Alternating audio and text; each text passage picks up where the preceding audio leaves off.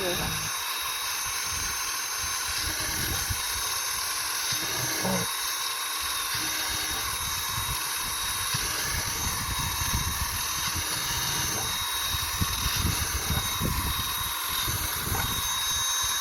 Yeah, do a couple in the center there.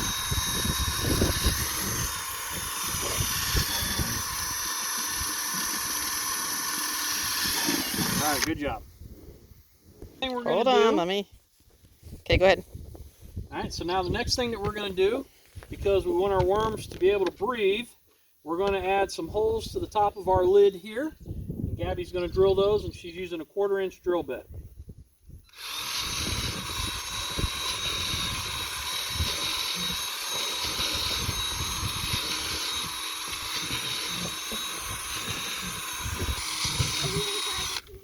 That's going to be good for that.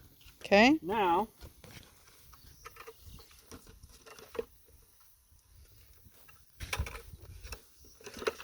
I'm going to drill this next piece because it's kind of tricky, okay?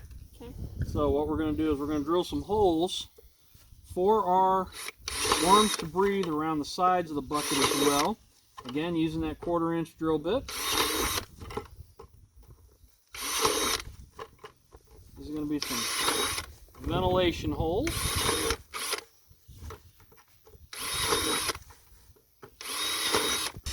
But I know you won't let me. Okay. We're done drilling holes.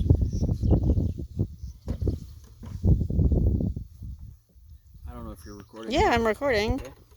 Well, I kind of screwed that up. Well, I hit pause there, so go ahead. Edit it.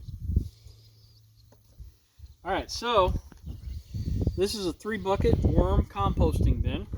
We have one bucket that is solid and intact, and we're going to remove these handles so they're a little bit easier to stack.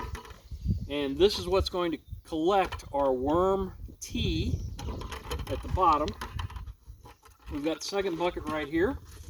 This will be our primary bucket, and what's going to happen is you'll see that there are holes that Gabby was kind enough to drill in the bottom of these. We're going to start by putting in a little bit of mulch. So let's grab a couple handfuls of mulch there, guys.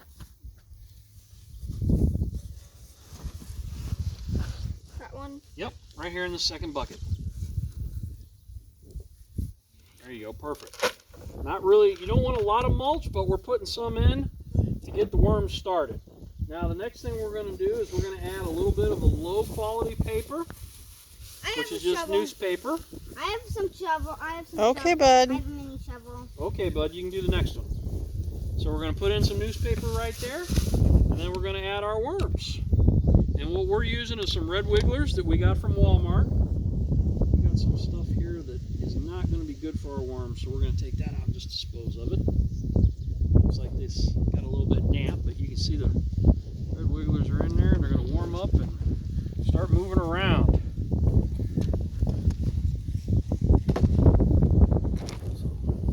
We've got about 90 worms that we're going to add to this. What are those? Those are worms. They're all red wigglers. Oh, cool, good.